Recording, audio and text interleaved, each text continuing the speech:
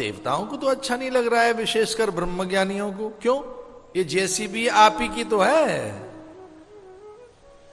तो पूतना के उस नेत्र से भगवान ने कहा इसको देखना उचित नहीं, ये कैसे देख रही है मुझे। पूतना ने देखा और उसमें काम जग गया। पूतना कहती है इसको विष देकर बाद में मारूंगी, पहले अंक में भरकर इस स्पर्श का सुख लूंगी।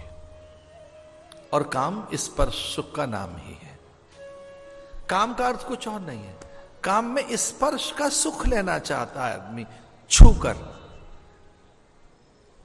श्रद्धा भी कुछ और नहीं है, वो भी कभी कभी बड़ी बाबरी सी है, छूना चाहती है। श्रद्धा भी, श्रद्धा में भी मन करता है प्यार छू लें एक बार। ये कौन है जो विवश करता है, बाध्य करता है अतिथि के, इन आदरणीय सत्पुरुषों के, महापुरुषों के, संत सदगुरुओं के, छू लें उन्हें। कौन है जो बाध्य कर रहा है शिवलिंग छू लें, देवताओं को छू लें।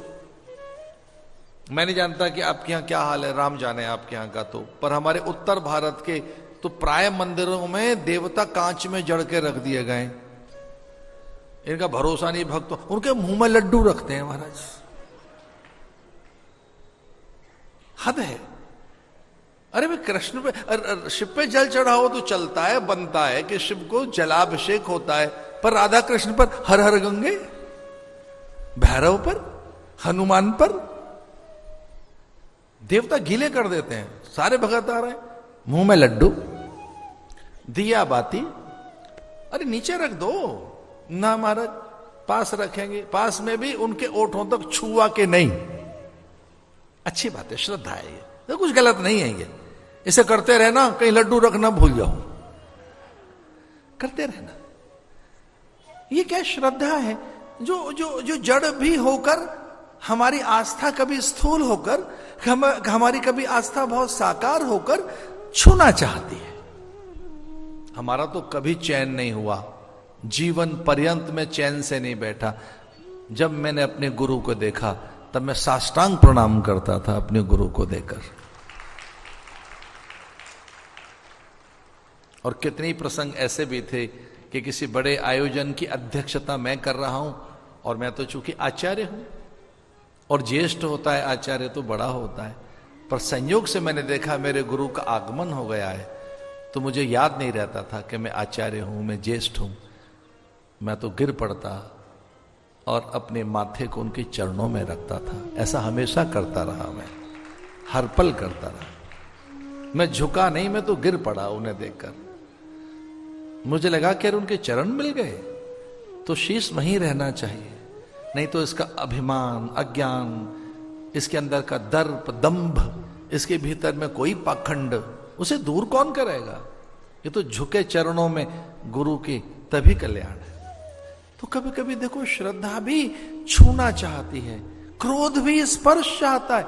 आदमी कितना हिंसक हो जाता है क्रोध में, हाथ उठा लेता है। अच्छा, आपने मैत्री में देखा, प्रणयन में देखा, हाथ मिलाने को मन करता है, गले लगाने को मन करता है अपनों को। वात्सल्य में आपने देखा बालक के कपोल छूने को मन करता है। स्पर्श, ये प्रत्येक अवस्था में एक सुख है, पर काम तो बिना स्पर्श के सिद्ध ही नहीं होगा। तो कहती है मैं इसके कपोल छूकर अंक में भरकर स्पर्श का सुख लूंगी और तब इसकी हत्या करूंगी बालक की। जो भगवान ने कितनी अधम है। भगवान कहने लगे कि ये तो बड़ी अधम है, तो आंख बंद कर ली भगवान ने।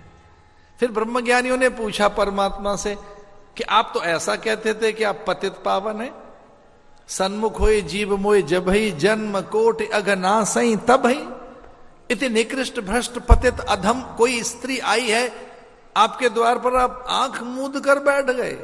तो आंख मूंद कर क्या रहे हैं प्रभु आप? अब भगवान का उत्तर सुनकर ब्रह्मज्ञानी एकदम शांत हो गए। भगवान ने कहा मैंने आंखें इसलिए बंद कर ली कि ये मेरे लिए विष लाई है, तो मैं क्या दूं? ये तो मेरे लिए मरण लेकर आई है, मृत्यु लेकर आई है, तो मैं से क्या दूं?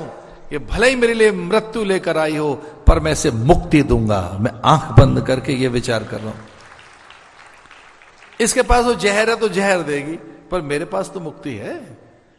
इसके पास तो वासना है, पर मेरे पास तो योग सिद्धि है, मुझे वो देना चाहिए।